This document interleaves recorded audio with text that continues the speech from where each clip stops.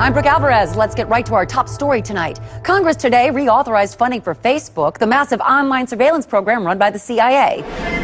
According to Department of Homeland Security reports, Facebook has replaced almost every other CIA information gathering program since it was launched in 2004.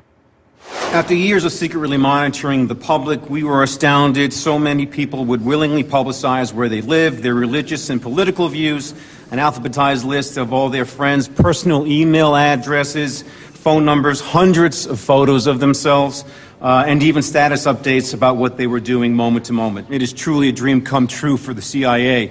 Much of the credit belongs to CIA agent Mark Zuckerberg, who runs the day-to-day Facebook operation for the agency. The decorated agent, codenamed the Overlord, was recently awarded the prestigious Medal of Intelligence Commendation for his work with the Facebook program, which he has called, quote, the single most powerful tool for population control ever created. Among the biggest successes of the Facebook program is Operation Farmville, which the CIA credits with pacifying as many as 85 million people after unemployment rates rose dramatically. Other features, such as the suggested friends window, have been instrumental in allowing government agents to infiltrate deeper into the friend networks of suspected dissidents. For some expert analysis now on the story, let's check in with the Fact Zone's first responders.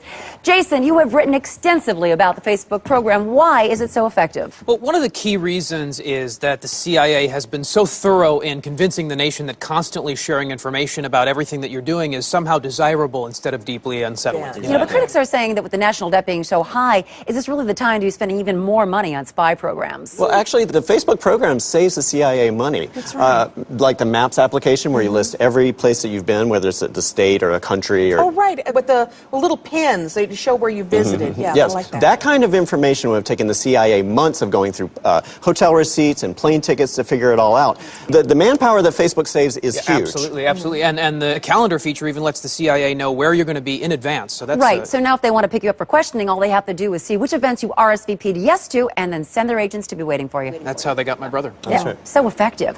But guys, with all the focus on the Facebook program, is it taking away from some of the other CIA programs like the Twitter initiative?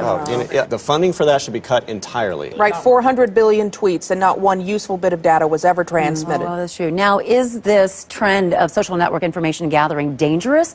I mean, just last week, the New York Times revealed that Al-Qaeda has designed Foursquare to identify popular locations for bombing. Actually, Brooke, that's been discredited as any kind of real threat. The people that use that site are people that no one would mind seeing bombed anyway. Yeah, So. really, the only thing the CIA has to be concerned about is people losing interest in Facebook and moving on to a new social network site, like the Chinese site Wanbi. I love Wanbi. Are you guys on Wanbi? Oh my God, it's so much more fun than Facebook. It is great. I love that one. I love that you can earn friend points the more state secrets that you post. You know, I've got a lot of contacts in the State Department. You know, I think I could really rack them up. You should post them up. I should.